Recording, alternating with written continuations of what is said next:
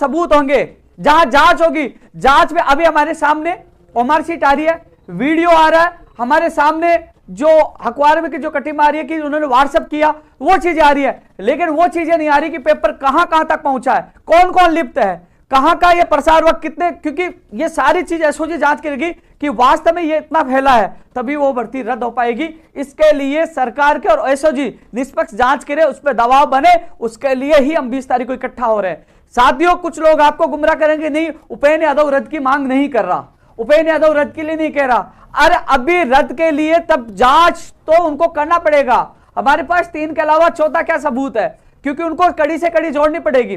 क्योंकि उसी समय जब जैन डिग्री का मामला था, मैं खुद एसओजी में जाने वाला था, आप मेरी फेसबुक ट्विटर पर जाके देखिए, मैं खुद अशोक राठौड़ जी से मिलने वाला था, एसओजी की मांग की थी और एसओजी को वो मांग जांच सौंपी गई और वो जांच में वो गड़बड़ियां पाई गई और वो भर्ती रद्द हुई, वही लाइब्रेरियन की भर्ती रद्द हुई। तो साथियों, विश्वास तो आपको करना होगा, लेकिन निष्पक्ष जांच हो, सरकार करवाए और एसओजी करे, उसके लिए आप लोगों को 20 तारीख को अधिक से अधिक संख्या में आना होगा, दबाव बनाना होगा। सवाल कई लोग उठा रहे हैं कि उपेंद्र यादव तो सरकार से मिला हुआ है, उपेंद्र यादव तो सरकार के कहने पे काम कर रहा है। ऐसे मैं इन लोगों को पूछना चाहता हूं, तुम्हारी इतनी घटिया सोच है, आप लोगों को गुमराह कर सकते हैं। सरकार से मिला होता तो उत्तर प्रदेश में जाके मैं लाठियां नहीं खाता, अनशन मुझे करना नहीं पड़ता, आईसीयू में एडमिट नहीं होना पड़ता और पीसीसी के बाद लाठियां नहीं खाता या धरने पे नहीं बैठना पड़ता। यह जो भी काम करवा रहे संघर्ष से करवा रहे, जहां सरकार की गलती होती है खुला विरोध करता हूं और संघर्ष करता हूं, लेकिन सीधा बस यही है, अरे कम से कम कुछ नहीं कर सकते हो तो बीच में किसी को परमिट करने की आवश्यकता नहीं, और तुम में दम है तो तुम कर लीजिए, मैं कौन सा कह रहा हूं। आप लोग, आपका प्रतिनिधिमंडल राजस्थान बेरोजगार एकीकृत महासंघ कार्यालय में आया, उन्होंने अपनी पीड़ा रखी कि साहब हमारी इसकी जांच होनी चाहिए, कम से कम हमें न्याय मिलना चाहिए। तो मैंने कहा हम आपके साथ हूं, उनसे बात होने के बाद ही 20 तारीख डिसाइड की कि 20 तारीख को हम पुलिस प्रशासन से बात की, कल मैं लेटर पूछाऊंगा और परमिशन लेकर आप लोगों के लिए प्रदर्शन करें। किसके लिए? आप लोगों के लिए करें, कम से कम पता तो चलेगा। आप बताओ, आप सोचिए, जांच होगी तभी तो पता चलेगा कि इसमें कितने लोग लिप्त है, कौन कौन लिप्त है और कहां का पेपर आउट हुआ। वो जांच तो होगी, हम प्रदर्शन करेंगे, लेकिन जांच के साथ साथ एक चीज सबसे बड़ी हमें मांग रखनी होगी।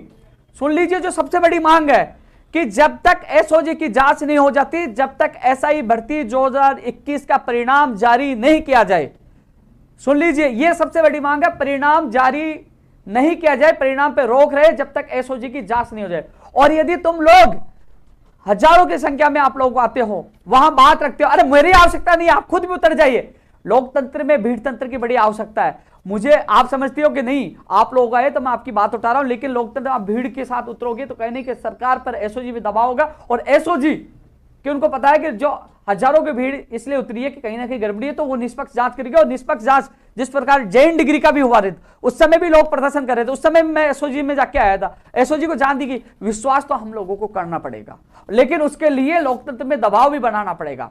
जो लोग कह रहे हैं कि रद्द की तो सीधी मांग नहीं कर सकते, क्योंकि वो जब हम आवाज उठाएंगे तो वो कहेंगे भैया हम जांच करेंगे, तो कम से कम जांच में जितने लिप्त हैं उनके खिलाफ कार्रवाई करें और कड़ी से कड़ी जोड़े और जल्द से जल्द जांच करके और इसके अंतिम निर्णय से पूछे यदि वास्तव में ये सारी घटनाएं सही हैं और ये ज्यादा वास्तव में हर जगह फैला है, तो उसको रद्द तुरंत करना चाहिए, तुरंत करना चाहिए और निष्पक्ष जांच होनी चाहिए, यह हमारी मांग है। लेकिन जब तक इसका जांच नहीं हो जाए एसओजी से, तब तक इसका परिणाम जारी नहीं होना चाहिए, परिणाम पे रोक होनी चाहिए, यह मांग हम कर रहे हैं। यदि आप लोग, मुझे पता है काफी लोग ये कहते हैं उपेंद्र यादव तो सरकार से जुड़ा, उनकी भाषा बोल रहा है, उनकी भाषा बोलता तो वह धरना प्रदर्शन की 20 तारीख नहीं करता। रही बात 10 तारीख के लिए कह रहे हो कि उपेंद्र यादव 10 तारीख को इकट्ठे हजारों को किया, घर बैठ गया। आप बता दीजिए उसके बाद मेरे बाद भी प्रदर्शन था, उसको वो भी एक दिन बाद स्थगित हुआ। माननीय किरोड़ी मीणा जी कई बार आंदोलन करते हैं, क्या उनकी वार्ता के बाद उनका आंदोलन स्थगित नहीं होता है? कोई भी राजनेता कोई आंदोलन करता है तो वार्ता भी होती है, और वार्ता में जब उनसे मुलाकात होती है तो वार्ता भी करनी पड़ती है, और आश्वासन जो देते हैं, क्योंकि किसी के अंदर घुस के थोड़ी देख सकते हैं भाई, वो कहेगा हम ये कर रहे हैं, हम एसओजी को जांच दे रहे हैं, हम निष्पक्ष कर रहे हैं, तो हमें भी मानना पड़ेगा ना। ये मेरी नहीं, 10 तारीख को भी आप मेरे ट्विटर पर जाके देख लीजिए, 9 तारीख को शाम को यह कहा गया कि आपको परमिशन नहीं दी, कि लिखित में हमें लेटर दे दिया गया। 5 जुलाई को मेरे खिलाफ मुकदमा दर्ज कर दिया गया। मुझे नहीं बताया गया, जब मेरा धरना समाप्त हुआ तो मुझे बताया गया कि तेरे खिलाफ एक मुकदमा और है मानसरोवर थाने में, 435 नंबर का जो मुकदमा मेरे खिलाफ दर्ज किया गया वो किस लिए, केवल मेरे कार्यालय में लड़के आते हैं, कोरोना में लड़कों को इकट्ठा किया, मेरे खिलाफ मुकदमा दर्ज कर दिया गया।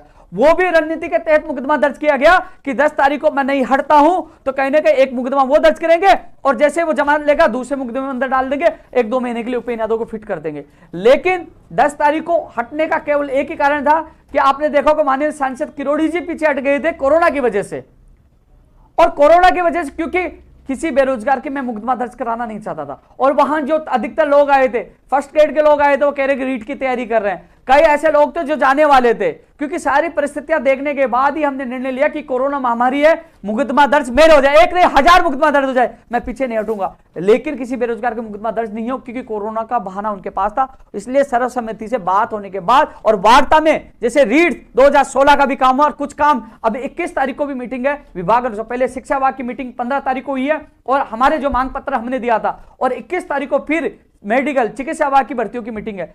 आप देखना जो जो मांग रखी थी उसमें से कई समस्याओं का हल होगा, हम संघर्ष कर रहे हैं। लेकिन साथियों, जो लोग मेरे प्रदेश के युवा साथियों को जो भ्रमित कर रहे हैं, मैं आपको कहना चाहूंगा आप मनन और चिंतन करिए, ये लोग कुछ नहीं करना जानता। यदि उनमें दम है तो मेरा चैलेंज है कि हमने एक दिन के लिए प्रोग्राम किया था हजारों की संख्या में, तुम इकट्ठा करके बता दीजिए। तुम 5 लोग तुम्हारे पास नहीं आते क्योंकि तुम लोगों पर विश्वास नहीं, तुम झूठे इंसान हो, भ्रमित करने वाले इंसान हो। यहां लाखों प्रदेश के बेरोजगार का विश्वास है, क्योंकि बिना निस्वार्थ लोगों के लिए दिन रात मेहनत करता हूं और रोज, और आंदोलन के बाद लोग घर चले जाते हैं। विधानसभा का जो वहां नेताओं से मेरे कई लोगों से बात हुई, विधानसभा में भी सवाल उठवाने की कोशिश की। इसके अलावा खुद चाहे मुझे चिकित्सा विभाग में जाना हो, चाहे डीओपी में जाना हो, चाहे सीएमओ में जाना, उसके बाद भी मैं हर फाइल के पीछे भागता हूं, घर नहीं बैठता, कोशिश करता हूं मिलकर अधिकारियों से निवेदन कर करके कि उसका काम प्रगति तेज हो, उनका काम जल्दी हो, उनको न्याय मिले। मैं भागता हूं, मैं बैठता नहीं हूं। धरना प्रदर्शन आंदोलन के बाद नेता लोग एक दिन में अखबारों में छाने के बाद घर चले जाते हैं। आप लोग आते हो सहयोग करने मेरे बेरोजगार साथी, लेकिन उसके बावजूद भी मैं एक दिन नहीं बैठता, मैं पीछे पड़ता हूं कि साहब हमारा समझौता होता, आपने वार्ता की थी, ये करिए, मैं पीछे भागता हूं आप लोगों के लिए।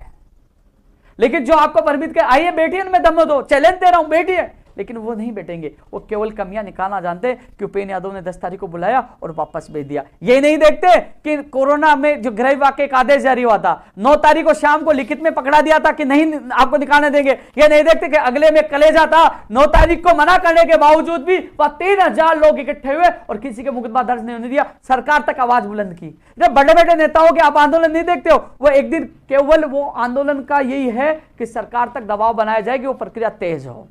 और महापड़ाव उठाने की फरवरी में डाला था, उस समय यह कोई गृह विभाग का आदेश नहीं आया था। और जैसे ये आदेश अस्थिर होता है, जैसे सामान्य स्थिति होती है, तो महापड़ाव भी डालेंगे, फिर देखेंगे कौन उठाता है वहां से, महापड़ाव भी डालेंगे। क्योंकि कुछ भर्तियां तब तक पूरी हो जाएंगी, जिन भर्तियों का काम नहीं होगा उनके लिए मैं जी जान से उनके लिए संघर्ष करता रहूंगा, लड़ते रहेंगे।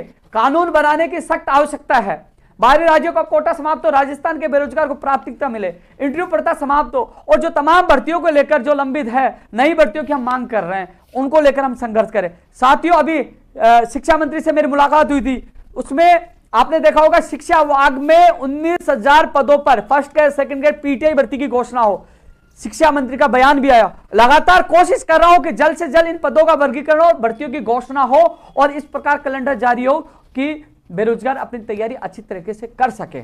कोशिश 19,000 के लिए करो और जल्द ही इस संघर्ष में भी हमें सफलता मिलेगी। अभी सब लोग चुप है, जब इसकी सफलता मिलेगी तो लोग कहेंगे हमने करा दिया। लेकिन शुरू से लेकर अब तक इसके लिए हम संघर्ष कर रहे हैं। वहीं चिकित्सा विभाग की प्रयोगशाला सहायक 1534, रेडियोग्राफर, लैब टेक्नीशियन, फार्मासिस्ट, ये तमाम भर्तियां लंबित है, उसके लिए भी हम प्रयास कर रहे हैं। साथियों, अलग अलग विभागों के मांग पत्र हमने सौंपे थे, चाहे वो ऊर्जा विभाग का हो, चाहे पंचायत राज विभाग का हो, चाहे शिक्षा का हो। अलग अलग विभागों को लेकर मीटिंग, 15 तारीख को शिक्षा विभाग की मीटिंग हुई। अब 21 तारीख को मीटिंग प्रस्तावित है सीएमओ के अधिकारी प्लस विभाग के अधिकारियों के साथ चिकित्सा विभाग की, जिसमें प्रयोगशाला सहायक भर्ती है, रेडियोग्राफर, लैब टेक्नीशियन है, सीएचओ की वेटिंग है। इसके अलावा ईसीजी के 2 अभ्यर्थी वो हैं, नर्सिंग भर्ती 2013 है, जामिया प्रकरण 2000, नर्सिंग भर्ती 2018 का मामला है, 2013 नर्सिंग के साथ आयुर्वेद नर्सिंग भर्ती का मामला है, वार्ड बॉय का मामला 2013 वाला। इसके अलावा साथियों, नई भर्तियों की, चाहे वो दंत चिकित्सक हो, नेत्र सहायक हो, रेडियोग्राफर, लैब टेक्नीशियन हो, नर्सिंग भर्ती एनएम जीएनएम हो, जो नई भर्तियों के साथ साथ लंबित भर्तियों को लेकर एक स्पेशल मीटिंग है, क्योंकि वो हमारे मांग पत्र पर, क्योंकि हमने उस दिन जब ज्ञापन दिया था उन्होंने कहा था कि इस पे लेकर विभागों की मीटिंग भी बुलाएंगे, तो पूरी कोशिश करें स्पेशल एक विभाग सीएमओ के अधिकारियों के साथ मीटिंग हो तो कुछ तो निकल के आए। रेडियोग्राफर लैब टेक्नीशियन 120 और 352 लोग हैं रेडियोग्राफ लैब टेक्नीशियन, उनकी ज्वाइनिंग आदेश जल्द से जल्द हो। न्यायालय में 29 तारीख को जो सुनवाई है उसमें फाइनल निर्णय हो, जिससे एक और सूची जारी हो सके। रेडियोग्राफ की लैब टेक्नीशियन की एक और सूची 22 तारीख के बाद जारी होगी। ईसीजी के 2 अभ्यर्थियों को राहत मिले, न्याय मिले। इसके अलावा नई भर्तियों की मांग है, और जो सीएचओ की जो वेटिंग 1500 प्लस, अभी तक अन्य कई जिलों की बाकी थी और जिलों की लगभग आ चुकी है, 1500 करीब रिक्त पदों की उनके पास सूचना आ चुकी है, तो उसकी वेटिंग सूची सीएचओ की जल्द से जल्द जारी हो। चाहे दंत चिकित्सक हो, चाहे नेत्र सहायक हो, चाहे जो नई भर्तियों की जो मांग कर रहे हैं लिखित में हो, और उनकी विज्ञप्तियों की घोषणा जल्द से जल्द हो, वो भी 21 तारीख की मीटिंग में है। मैंने ट्वीट के माध्यम से, क्योंकि मैं भूल भी जाऊंगा तो ये मत कहना, मैंने ट्वीट में और फेसबुक पे अधिकतर उन भर्तियों का जिक्र मैंने कर दिया है। चिकित्सा विभाग की भर्तियों की मीटिंग 21 तारीख को प्रस्तावित है। मैं प्रस्तावित क्यों बोल रहा हूं, कई बार किसी कारणवश आगे पीछे भी हो सकती है, लेकिन 21 तारीख को प्रस्तावित है, दोपहर बाद प्रस्तावित है, इन भर्तियों को लेकर प्रस्तावित है। यह हमने जो प्रयास किया उसको लेकर, क्योंकि जो रेडियोग्राफर लैब टेक्नीशियन 120 352 जो अभ्यर्थी चयनित है, आपको घबराने की आवश्यकता नहीं है। मेरा प्रयास यही है कि अगले वीक में आपके ज्वाइनिंग आदेश करवा दूं, जिससे आपके चेहरों पे खुशी आए। ईसीजी के 12 अभ्यर्थी भी वंचित है, उनके भी जल्द से जल्द ज्वाइनिंग आदेश, और उसके अलावा 2 अभ्यर्थी दिव्या और राहुल को न्याय मिले, इसके लिए भी प्रयासरत हम साथियों। इसके अलावा जो नई भर्तियों में चाहे सूचना सहायक हो, चाहे वो प्रोग्रामर की भर्ती हो, चाहे वो टेक्निकल हेल्पर के लिए, टेक्निकल हेल्पर के जो अभ्यर्थी है, मैं आज भी बीडी कल्ला जी से मैं खुद मिलकर आया था, लेकिन एक बात की मुझे दुख है कि जो लोग कह रहे थे कि कॉमर्शियल असिस्टेंट का पेपर और पटवारी की एग्जाम एक साथ है, कुछ लोगों को मेरे पास फोन आया। उसके बाद मैंने कल बीडी कल्ला जी के पीए साहब को फोन किया कि साहब मुझे मिलना, उन्होंने आज 10 बजे का टाइम दिया। उन अभ्यर्थियों को मैंने कहा कि आप कल सुबह 10 बजे आ जाए। एक भी अभ्यर्थी नहीं पूछा। फोन पे तो बहुत लोग कह रहे थे साहब हम पटवारी की एग्जाम दे या बिजली विभाग की भर्तियों की एग्जाम दे। मैंने कहा आप आ जाइए, आपकी पीड़ा रखूंगा। एक भी अभ्यर्थी नहीं पूछा। वहां टेक्निकल हेल्पर भर्ती के लिए मंत्री जी ने कहा कि मैंने जो विज्ञप्ति की जो फाइल थी उसको अनुमोदन कर दिया, मैंने भिजवा दिया और जल्दी विज्ञप्ति आ जाएगी। मैंने उनको वादा याद दिलाया, आपने सितंबर के लिए कहा था, तो उन्होंने मुझे विश्वास फिर एक बार दिलाया सितंबर के लिए। तो टेक्निकल हेल्पर की 1512 पदों पर जो विज्ञप्ति जारी होनी है उसके लिए प्रयास करें। एक बार विज्ञप्ति जारी हो, पदों की संख्या बढ़ाई जाए, उसके लिए प्रयास करेंगे, लेकिन विज्ञप्ति जल्द से जल्द जारी हो, इसी महीने में जारी हो, उसके लिए मैं प्रयास कर रहा हूं। हालांकि अभ्यर्थी जो आए नहीं, कोई बात नहीं आई तो, लेकिन जो मैंने आपसे वादा किया था कि आपकी विज्ञप्ति जल्द से जल्द जारी करवा, क्योंकि उस समय साफ मना कर दिया गया था, लेकिन आपकी भर्ती के पद स्वीकृत करवाना और भर्ती निकलवाना जो वादा जो मैंने किया था वो पूरा करूंगा। कोशिश यही है कि सितंबर में आपकी विज्ञप्ति जारी हो। इसके लिए आज भी मैं बीडी कल्ला जी मंत्री से मैं खुद मिलकर आया हूं। 2012 वाले मामले में अभी तक जब तारीख आएगी सुप्रीम कोर्ट की, जब तारीख आएगी, अभी तो जो चेंबर कोर्ट में जब मेन तारीख आएगी उससे पहले विभाग की मीटिंग होगी, जिसमें मैं मौजूद रहूंगा कि वहां क्या जवाब दे रहे। एक बार तारीख आने के बाद ही विभागीय मीटिंग आयोजित करवाकर आपके अभ्यर्थी मौजूद रहेंगे उस समय, क्योंकि अभी यह मामला मैं आज भी सीएमओ जाके आया था, 15 तारीख को मैं सीएमओ जाके आया था, लेकिन मैं जानबूझकर अभी मीटिंग के लिए नहीं कहा, क्योंकि जब तारीख हमें मिल जाएगा इतनी तारीख हो तो उस समय जब तारीख रहेगी तो उस समय मीटिंग करवाकर उस काम को करवाना है। अभी तक अन्य जो कामों में बिजी हूं, एक बार तारीख का इंतजार है, क्योंकि चेंबर कोर्ट में क्या होता है उसके बाद शायद आज 17 तारीख बता रहे थे चेंबर कोर्ट में। मैं लाइव होने के बाद उनसे पूछूंगा कब क्या हुआ, लेकिन जब तारीख मिलेगी उससे पहले जो चीजें अभी पॉजिटिव है कुल मिलाकर, मैं आज चर्चा में रेगुलर कर रहा हूं 2012 के लिए। आपके अभ्यर्थी जो भी है तीनों, चाहे हवा सिंह जी हो, चाहे पंकज जी हो, श्याम हो, और चाहे धनराज और चाहे नमो नारायण हो, हम उनको मैं बुलवा लूंगा। पॉजिटिव अभी तक मामला, और हमारे संघर्ष की जीत जरूर होगी, आपके चेहरों पे खुशियां जरूर आएगी। साथियों, जो किराया माफ, जो बसों का किराया माफ वाला जो मामला था, अब 5 दिन तक, 5 दिन पहले और 5 दिन बाद तक आप लोग आ सकते हो। अच्छी पहल है, ये सरकार को धन्यवाद, कम से कम किराया माफ किया है प्रतियोगी परीक्षाओं का।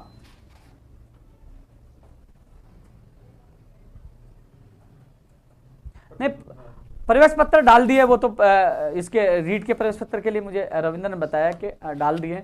कई लोगों को फोन आ रहे थे, तो रीट के प्रवेश पत्र डल चुके हैं। और जो 5 दिन पहले, मैं एक चीज और अपील करना चाहूंगा, भैया संख्या ज्यादा है, 16 लाख से ज्यादा अभ्यर्थी है, 1-2 दिन पहले घर से निकल जाइए। रहने की व्यवस्था आपको करनी है, क्योंकि आप चले गए वहां पूछोगे, एक दिन पहले पूछोगे या उस दिन पूछोगे, पता नहीं उस दिन सेम डे पूछ नहीं पाओ, तो 1-2 दिन पहले घर से निकल जाए। संख्या ज्यादा होगी, भीड़ भड़ाका होगा, इसलिए आपको परीक्षा देने अपना भविष्य बनाना है तो पहले पहुंच जाए। और आपको संदिग्ध कोई चीज दिखे तो संबंधित पड़ोसी पुलिस को या भी सूचना देना है कि भैया ये संदिग्ध है, कुछ गड़बड़ियां चल रही है, आप जरूर शिकायत करें। आप भी अपना फर्ज निभाए फर्जी लोगों को पकड़वाने में। रीट 2016 के अभ्यर्थियों को तो खुशखबरी मिल गई। 18 वाला जो सुनवाई है 20 तारीख को, इस संबंध में मैं 3 बार वार्ता करवा दिया, खुद ले जाता हूं। मैं जितनी मदद हो रही है उनकी मदद कर रहा हूं कि 20 तारीख को फाइनल फैसला हो जाए। निर्णय न्यायालय को करना, लेकिन कम से कम फाइनल फैसला हो, जिससे जो अभ्यर्थी कितने दिनों से, कई महीनों से धरना दे रहे हैं, उनका धरना समाप्त हो। पूरी कोशिश कर रहा हूं मैं उसके लिए।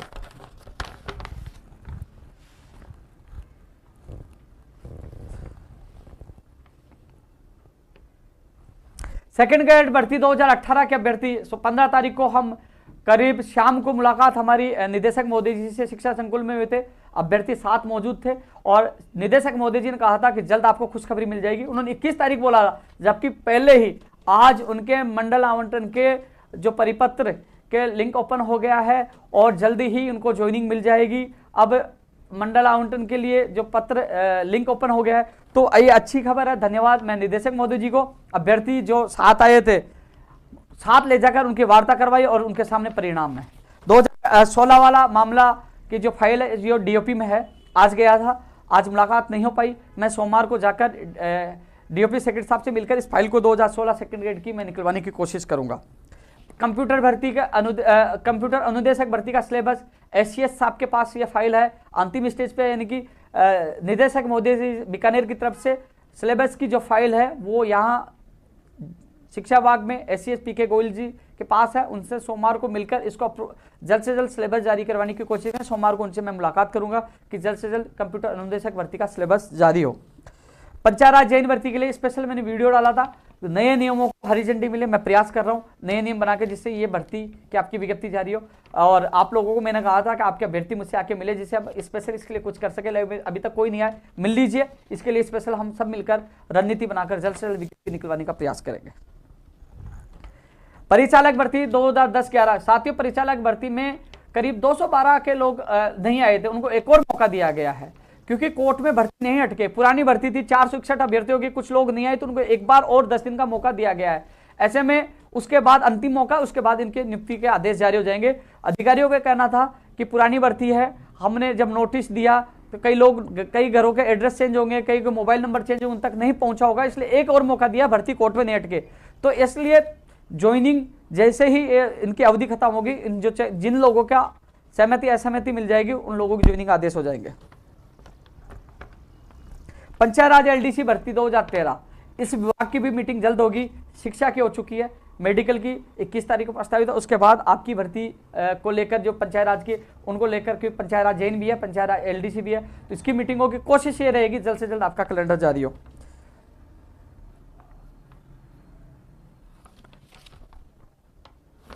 शिक्षा विभाग में 19,000 वाला वर्गीकरण जल्द से जल्द जारी हो, उसके लिए प्रयास कर रहे हैं।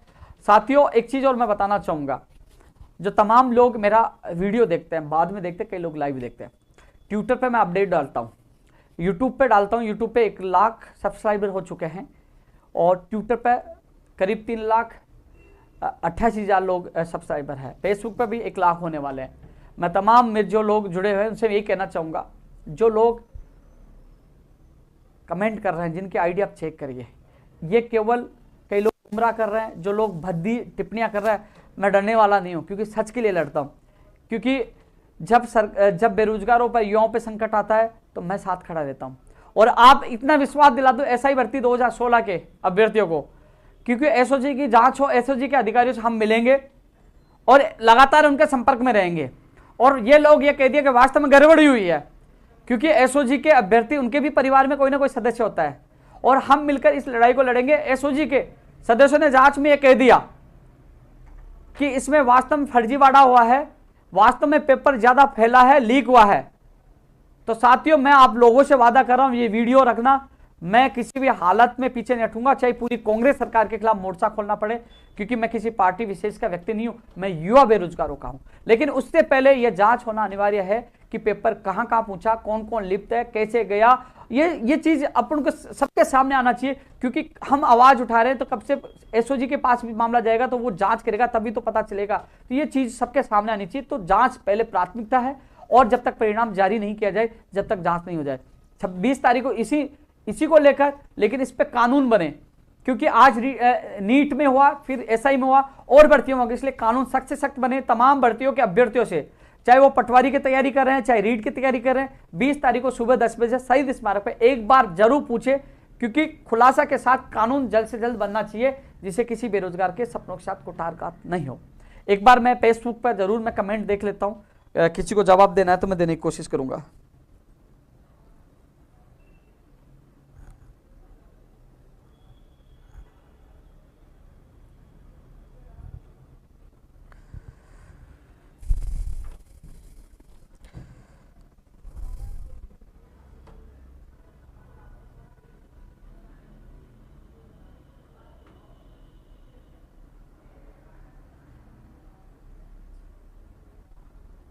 कैसे गया? 1534 की मीटिंग मैंने बता दिया, 21 तारीख को मीटिंग है। पुलिस भर्ती 2018 की जो मीटिंग अभ्यर्थी जो मीटिंग हुई थी, जो आपका कृष्ण कुमार मीटिंग में साथ था, जो मंत्रिमंडल की जो समिति की जो मीटिंग हुई थी, उन्होंने यह कहा रीट की और जो सूची आई है वो कोर्ट के आदेश से आई है। हमने, आप भी कोर्ट का आदेश बता दीजिए, हम निकाल देंगे। कोर्ट के आदेश की कॉपी उन्होंने मांगी थी। पशुधन सहायक भर्ती की विज्ञप्ति जल्द से जल्द जारी हो।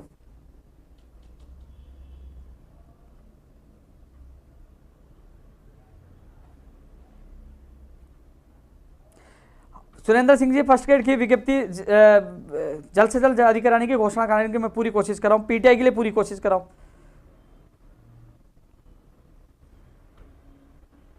रामकेश भाई, अभी आज ही मिलकर आया हूं मैं, टेक्निकल हेल्पर के लिए कोशिश कर रहा हूं। मुकेश जी, मैंने पहले भी कहा कोर्ट एलडीसी भर्ती, देखिए यह जोधपुर का है, मैं जयपुर से निकल नहीं पा रहा, मैं माफ़ी चाहता हूँ। यहाँ जयपुर में होता मैं जाकर आपके लिए कोशिश करता, जोधपुर नहीं जा पा रहा, लेकिन कोशिश करूँगा टाइम निकाल के जाने के। राजकुमार जी, मैं पूरी कोशिश करूँगा।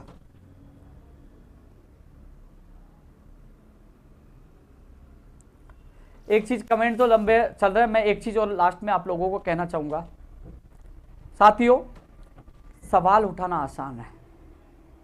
आपको यह लगता है कि मुझसे कोई बेहतरीन काम कर सकता है, वो राजस्थान बेरोजगार एकीकृत महासंघ का अध्यक्ष बन सकता है, लेकिन जो आरोप, जिस प्रकार कुछ लोग भर में टिप्पणियां करते हैं, आप सोचिए, पिछले 9 साल से सारी राजनीतिक पार्टियों से झगड़ा करके, लड़ झगड़ के, जेल जाके, मुकदमा खा के, अनशन करके, लाठियां खा के, करीब 1.5 से 2 लाख परिवारों को आज सरकारी जॉब मिला, आज वो नौकरियां कर रहे हैं। और आज जब जब संकट आता है, मैं बीच में कूदता हूं उन लोगों के लिए, उन लोगों के लिए संघर्ष करता हूं, उन लोगों के लिए कोरोना या मुकदमा, मैं वो मुकदमे की कॉपी भी डालूंगा जो 5 जुलाई को मेरे खिलाफ मुकदमा दर्ज कर दिया गया। 9 तारीख को मुझे कह दिया गया परमिशन नहीं, आप नहीं आओगे, मुकदमा दर्ज कर दिया जाएगा। एडिशनल एसपी से मेरी फोन पे बात हुई तो मुझे कहा कि आपके खिलाफ मुकदमा दर्ज होगा, लेकिन मैं जिद्दी था, जोश था, जुनून था कि नहीं, मैं इस दिन आवाज उठाऊंगा, क्योंकि मैं ये कैंसिल कर दूंगा तो ये लोग कहेंगे उपेंद्र यादव डर गया, और उन्होंने ये 10 तारीख का आंदोलन कैंसिल कर दिया। और उस दिन एक ही मैं धन्यवाद देना चाहूंगा आप सबको, न मेरे पास गाड़ियां थी, न मेरे पास खाने और आपके लिए नाश्ते की व्यवस्था थी, ना टेंट था। आप लोग एक मैसेज, एक सोशल मीडिया लाइव के माध्यम से 3000 बेरोजगार पहुंचे।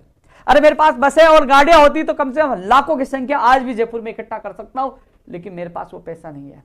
आज भी बेरोजगार संगठन चलाने के लिए मुझे दोस्तों की हेल्प ले लेके मैं कैसे संगठन चला रहा हूं मैं जानता हूं, लेकिन किसी भी गरीब बेरोजगार से एक पैसा नहीं लेता, क्योंकि उनकी परिस्थितियां मैं समझता हूं। ईमानदारी से, मेहनत से, संघर्ष से लड़ाई लड़ता हूं, अपनी जान जोखिम में डालता हूं। मुझे यह पता है कि इन चोरों से, बदमाशों से, जो पेपर लीक गैंग है, फर्जी डिग्री, उनको खतरा है, लेकिन नहीं, हंसते हंसते जान दे दूंगा, लेकिन कभी भी समझौता नहीं करूंगा, कभी भी झुकूंगा नहीं। लेकिन आप कम से कम सोचिए, जो आपको सोशल मीडिया पे भ्रमित करते, कौन आपका साथ देने आता है? नई भर्तियां निकलवाने के लिए मैं चिल्लाता हूं, लंबित भर्तियां पूरी करो उसके लिए चिल्लाता हूं, कानून बनाओ उसके लिए मैं चिल्लाता हूं, कंप्यूटर भर्ती जो संविदा पे आ रही उसको स्थायी के लिए, जो भर्तियां रद्द कर दी उनको जिंदा करवा कर आप लोगों के लिए भागता हूं। क्या जिम्मेदारी उन लोगों की नहीं है जो एमएलए एमपी आप लोगों ने चुना, जिनको नेता आप लोगों ने बनाया? उनकी जिम्मेदारी है, जिनको आपने वोट दिया, जिनको सत्ता तक पूछा, उनकी जिम्मेदारी। जो एक किसान का बेटा लगातार आप लोगों के लिए आवाज उठाता है, बदले में मुकदमा, लाठियां, पता नहीं कौन कौन सी समस्याओं का सामना करना पड़ता है। आप सब लोग अपनी पीड़ा फोन के माध्यम से, मैसेज के माध्यम से, लाइव के माध्यम से आप सब लोग पीड़ा रखते हो कि उपेन भाई ये समस्या है। कोशिश करता हूं हर बेरोजगार, पीड़ित बेरोजगार को न्याय मिला। कभी आपने सोचा कि मैं आखिरकार आप पीड़ा मुझे मेरे पास, मैं मेरी पीड़ा कहां रखूं? कई बार किसी का फोन नहीं उठा पाता, मैसेज का जवाब नहीं दे पाता। कई लोग ऐसे कमेंट करते हैं, कई लोग ऐसे कहते हैं कि हम 10 तारीख को आए थे आपके लिए। ये नहीं सोचते कि ये व्यक्ति 10 तारीख को भी सामने खड़ा था, सब लोग चले गए, उसके बाद शाम को जाके खाना खाया, पूरे दिन में भूखा धूप में खड़ा रहा, किसके लिए मेहनत कर रहा था। जो 9 तारीख को परमिशन नहीं दी, उसकी कॉपी भी मैंने ट्वीट किया था, पढ़ लेना, लिखित में पूरा लिखा हुआ कि आपको परमिशन नहीं दी जाती गृह विभाग के गाइडलाइन के अनुसार। और जो मेरे मुकदमा दर्ज किया वो भी मैं ट्वीट के माध्यम से बता दूंगा, मानसौर थाने में मेरे मुकदमा दर्ज किया गया। फिर भी नहीं डरा, फिर भी आप लोगों के लिए, अरे भाई कई लोग कहते हैं कि मैं मिला हुआ सरकार से, कई लोग ये कहते हैं, लेकिन वो लोग ये भूल जाते कि पीसीसी के बाद लाठियां किसने खाई, अनशन किसने किया, उत्तर प्रदेश कौन गया, कौन चुनाव में पर्चे बांट रहा था खिलाफ, कौन खिलाफ, वो चीज भूल जाते हैं। लेकिन यह जरूर है, यदि मैं किसी बेरोजगार के लिए लड़ रहा हूं, माननीय मुख्यमंत्री अच्छा काम करे तो मैं धन्यवाद दूंगा, क्योंकि मुख्यमंत्री जी से कई काम मैं खुद करवा के लाया हूं। जो एसओजी से जो जांच हुई थी जैन डिग्री की, जो रद्द हुआ था, मैंने खुद ने माननीय मुख्यमंत्री जी से बात की थी और उन्होंने कहा एसओजी के पास मैं देख के आया था, उसके बाद वो रद्द हुई थी। कई ऐसी भर्तियों के कई ऐसे उदाहरण हैं जो मुख्यमंत्री जी, जब मैं 3 मार्च को, जब कोरोना चल रहा था, मैं मिलकर 12,000 एलडीसी की ज्वाइनिंग के आदेश करवाए। अन्य राज्यों में सारी भर्तियों पे रोक लगा दी थी, यहां ज्वाइनिंग के आदेश उन्होंने किए, बहुत कुछ काम करवाया। इसलिए ऐसे व्यक्ति को मैं धन्यवाद इसलिए देता हूं। सुप्रीम कोर्ट में एसएलपी लगी, उसको वापस लेकर 874 511 परिवार, 511 जो सुप्रीम कोर्ट से एसएलपी ली वो, और हाई कोर्ट डिवीजन में इनसे अपील को वापस लिया, उसमें 874। ऐसा पहली बार मैंने सरकार में देखा है जो केस को वापस लेकर ज्वाइनिंग दे रहे। क्या आज मेरे पास 2 दिन पहले एक लेडीज का फोन आया, वीडियो कॉल आया, उसके छोटे से छोटे छोटे बच्चे उदयपुर से, और उसकी मां, पति ने डिवोर्स दे दिया, वो बहुत परेशान दुखी, लेकिन उनके बच्चों ने, उसकी बूढ़ी मां ने कहा थैंक यू, आपको बहुत बहुत धन्यवाद मेरे परिवार में खुशी लाने के लिए। इस सब को लोग भूल जाते हैं कि एक बंदा भागता है, किसी परिवार में खुशियां तो लेके आता है, लेकिन जहां किसी की आवाज में फोन नहीं उठा पाया, मैसेज का जवाब नहीं दे पाया, और लोगों ने भ्रमित कर दिया कि उपेन यादव तो राजनीति कर रहा है, उपेन यादव तो ये कर रहा है, सरकार से मिला। बिना सोचे समझे लोग ये समझते कि यार ये इंसान राजनीति कर रहा है, लेकिन कभी ये नहीं सोचा कि यही इंसान जेल जाता है, यही लाठियां खाता है, और आने वाले समय में भी आपको पता चल जाएगा कि मेरे हालात क्या होंगे, या तो जेल होगी या गोली मिलेगी, क्योंकि मैं पूरी दुनिया से आप लोगों के लिए लड़ रहा हूं। फिर भी मैं नहीं घबराता, सीना ठोक के कहता हूं ईमानदारी से लड़ रहा हूं, लड़ूंगा। और जो लोग ये कहते हैं मैं कह रहा हूं मेरी गर्दन काट देना या मैं हिंदुस्तान छोड़ दूंगा, गलत तो साबित करके बताओ आप जरा। सोशल मीडिया पे आप लोगों मेरी, क्योंकि काम से मुझे कोई हरा नहीं पाया, सुबह निकलता हूं, शाम तक मैं घर पहुंचता हूं, मेहनत पूरी करता हूं और कोशिश करता हूं मेरे हर बेरोजगार के चेहरे पे खुशी आए। लेकिन कुछ लोग ये ठान के बैठे कि इसको बदनाम कैसे करे, आरोप कैसे लगाए, सरकार का आदमी बता दो। पता है एक समय क्या था, जब मैं शुरुआत में, जब आंदोलन हुआ, जब मैं उस समय जयपुर में जब पीसीसी के बाहर हंगामा हुआ, जब मुकदमे दर्ज हुए, मुझे जेल में डाला गया, तो यही गैंग क्या कहती थी पता? आप देखना उस समय कमेंट, उपेन यादव तो सरकार विरोधी है, सीएम के खिलाफ है। अरे सीएम के खिलाफ है इसलिए सीएम काम नहीं कर रहा, ये तो सीएम के खिलाफ है, सरकार विरोधी है, इसलिए जो सरकार के खिलाफ जाएगा काम कैसे होगा? जब मैं सरकार से मधुर संबंध बनाए, कुछ काम करवाए, धन्यवाद दिया और रणनीति में काम करवा रहा हूं, अरे ये तो सरकार का आदमी है। इन लोगों का कोई वैल्यू नहीं, कोई स्थान नहीं है, ये लोग केवल बदनाम करना जानते। लेकिन किसी के बाप से नहीं डरता, सीना ठोक के लड़ता हूं, ना हारा था ना हारूंगा, लड़ूंगा अंतिम दम तक सच्चाई के लिए। अरे इनको भी खुला चैलेंज है, जितना तुम्हें जो करना कर लीजिए, ना डरूंगा ना हारूंगा, लेकिन लड़ूंगा अंतिम सांस तक। तमाम और भर्तियों का जिक्र मैं इसलिए नहीं कर रहा कि आज का जो लाइव था फर्जीवाड़े को लेकर, सख्त कानून को लेकर, 20 तारीख के आंदोलन को लेकर, और जो कुछ मुद्दे जो होने वाले हल उनको लेकर। लेकिन साथियों, मैं कोशिश करता हूं जो कोर्ट में लंबित है और भी भर्तियां वो बाहर निकले, नई भर्तियों की विज्ञप्तियां जारी हो, और जो 26 जो मैंने सुझाव दिए थे उस कमेटी को वो लागू हो। लगातार प्रयास करता हूं। आप दिल से कभी सोचिए, जो मेरे फेसबुक और यूट्यूब पर, ट्विटर पर मैं डिबेट में जाता हूं, डिबेट में जो प्रवक्ताएं रहते हैं, आप देखिए मैं चिल्ला चिल्ला के आप लोगों की आवाज रखता हूं, चिल्ला चिल्ला के। किसके लिए चिल्लाता हूं, किसके लिए जी जान लगाता हूं? आप लोगों के लिए। जिस दिन ये चीज समझ जाओगे कि इस दुनिया में कोई एक इंसान है, पता है मैं मेरे परिवार तक भी नहीं जा पाता, मिल नहीं पाता, छोटा भाई बीमार है, घर तक नहीं पूछ पाता, मैं जाऊंगा यार, मैं ये काम कर लेता हूँ यार, उस परिवार को खुशियां मिलेगी, लेकिन घर नहीं पहुंच पाता, आप लोगों के लिए जी जान लगाता हूँ। खैर आप लोग जब समझोगे तो शायद बहुत देर हो चुकी होगी, लेकिन आप लोगों को आज समझने का समय है। समझिए, जानिए कि आपके साथ कौन साथ दे रहा है। भ्रमित करने वाले, झूठ बोलने वाले बहुत पब्लिक आएगी, लेकिन सच्चे इंसान बहुत कम आएंगे। क्योंकि साथियों, ये चीज़ें इसलिए मैं बोल रहा हूँ कि मैं कुछ दिन से मैं देख रहा हूँ, अभी भी कई लोगों के कमेंट आ रहे होंगे, किसी के लिए अच्छा बोल दूँ, मैं कह दूँ कि ये कर दो, परीक्षा आगे बढ़ा दो, रद्द कर दो, उन लोगों के लिए मैं जिंदाबाद हो जाऊँगा, और जो लोग तैयारी कर रहे हैं वो मुझे मुर्दाबाद देंगे। एक चीज़ बताइए, मैं एक चीज़ और बता रहा हूँ, एसआई भर्ती पोस्टपोन को लेकर मैं कुछ बोलूँगा, इसके लिए आप अपने दिल पर हाथ रखिए। जब एसआई भर्ती की विज्ञप्ति जारी नहीं हो रही थी, वहीं आरपीएससी के बाहर प्रदर्शन करने वाला उपेंद्र यादव था कि भर्ती की विज्ञप्ति जारी करो, अजमेर जाकर, जयपुर से अजमेर जाकर। उस चीज को भूल गए कि वहां प्रदर्शन करके आपकी विज्ञप्ति जारी इस इंसान ने करवाई। लेकिन पोस्टपोन के लिए आया कि उपेंद्र यादव नहीं बोल रहा, उपेंद्र यादव नहीं बोला, उपेंद्र यादव मिला हुआ है। लेकिन सोचिए, सरकार से चिल्ला चिल्ला के मैं ये कहता हूं कि भर्तियों की विज्ञप्तियां जारी करो, टाइम पे भर्तियां कराओ, टाइम पे रोजगार दो, फिर मैं यही कहूं कि भर्ती की परीक्षा तिथि बढ़ाओ, परीक्षा तिथि बढ़ाओ। मेरा क्या स्टैंड रहेगा? क्या कहेंगे कि यही व्यक्ति भर्ती परीक्षाएं टाइम पे करने की बात करता, ये आगे बढ़ाने की बात करता? पहला पक्ष।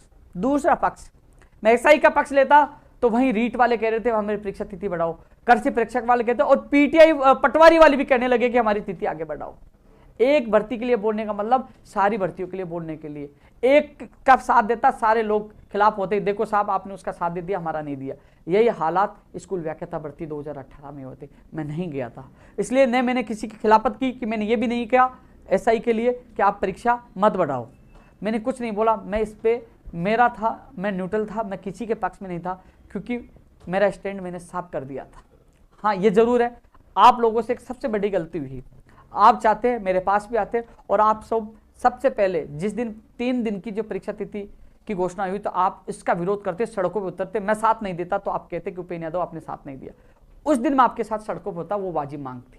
लेकिन जो आगे बढ़ाने वाली दो पक्ष बनते हैं, एक तैयारी करने वाला, एक आगे बढ़ाने वाला, एक का साथ देते मुझे गाली पड़ती है, और दूसरे एग्जाम वाला फिर आता है कि हमारी बढ़वा दीजिए। और वैसे सरकार में फिर क्या मेरा स्टैंड होता है कि साहब ये तो ये निकलवाता है, ये आगे बढ़वाता है। इस कारण से मैं किसी भी भर्ती की परीक्षा तिथि बढ़ाने का पक्ष नहीं लेता। पहले स्कूल व्याख्याता का नहीं लिया, फिर कृषि परीक्षक का नहीं लिया, फिर रीट का नहीं लिया, फिर एसआई का नहीं लिया। ये मेरी मजबूरियां हैं, लेकिन कम से कम इससे पहले आप सोचिए कि भर्ती निकलवाने से लेकर लगातार बेरोजगार की आवाज कौन उठाता है। अब आप लोगों के ऊपर संकट आया, पेपर लीक की जो घटनाएं सामने आई, मार्कशीट बाहर आई, वीडियो बाहर आया, तो आप लोग सोशल मीडिया पे न्यूज में आया, लेकिन सब लोग वो दुखी थे। मैंने मीटिंग बुलाई और सबसे पहले ऐलान किया कि इसकी जांच हो। हालांकि आरपीसी की तरफ से बयान आया कि हम जांच करवा रहे, लेकिन नहीं, लोकतंत्र में जब भीड़ तंत्रों के दबाव बनाएगी तो निष्पक्ष जांच होनी चाहिए, तह तक जाना चाहिए, कौन कौन लिप्त है उनके खिलाफ कार्रवाई हो, और जो फर्जीवाड़ा ये बड़े रूप से हुआ एसओजी की जांच में आता है तो तुरंत रद्द किया जाए। ये चीज हम 20 तारीख को रखने वाले। आपके ऊपर संकट आया, अब मैं आपके साथ 20 तारीख को आ रहा हूं, और जब जब संकट आएगा आपके साथ मैं ही रहूंगा। वो लोग नहीं आएंगे जो आप लोगों को भ्रमित करते हैं। आप सोचिए, चिंतन करिए, मनन करिए, कौन गलत है कौन सही है। यदि मैं गलत हूं तो आप मुझे बता दीजिए, मेरे जगह कोई भी बेरोजगार संघ अध्यक्ष बन सकता है, आप लोग को आमंत्रित। लेकिन मैं सच के लिए पहले भी लड़ता था, हमेशा लड़ता हूँ। जय हिंद, जय भारत।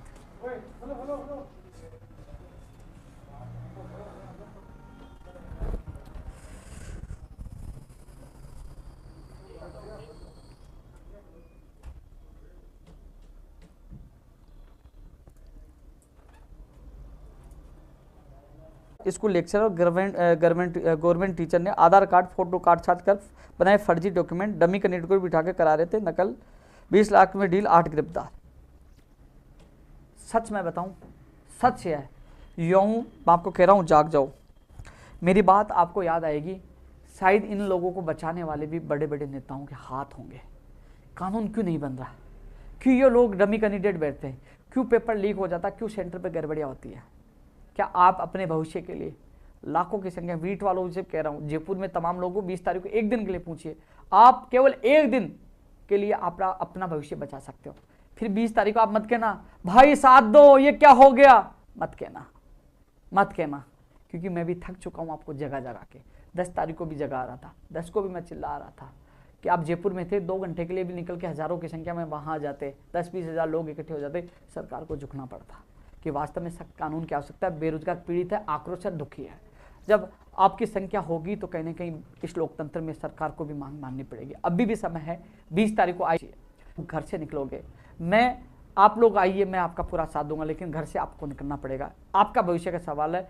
क्योंकि मैं चिल्ला के कई दिन महीनों से आप लोगों को कह रहा हूं, इसलिए अपना भविष्य बचाना है तो एक बार प्लीज 20 तारीख को सुबह 10 बजे गवर्नमेंट हॉस्टल के पास शहीद स्मारक जो पोलो विक्ट्री के पास है, एक बार अपने भविष्य के लिए तमाम जो लोग हैं पहुंचिए, केवल एक दिन के लिए। 26 तारीख को एग्जाम है, लेकिन एक दिन में आप कई सालों से तैयारी कर रहे हो, तो एक दिन में आपकी तैयारी में बाधा नहीं पूछोगी। एक दिन अपने भविष्य के लिए आइए कि आप लोग अलर्ट हो गए कि जैसे राजस्थान पुलिस भर्ती 2000 जो पेपर हुआ 20 का हुआ है ना, ये अभी जो पेपर हुआ 20 में हुआ ना रविंदर, ये अभी भर्ती राजस्थान पुलिस वाली, हाँ 20-21 जो हुआ है अभी,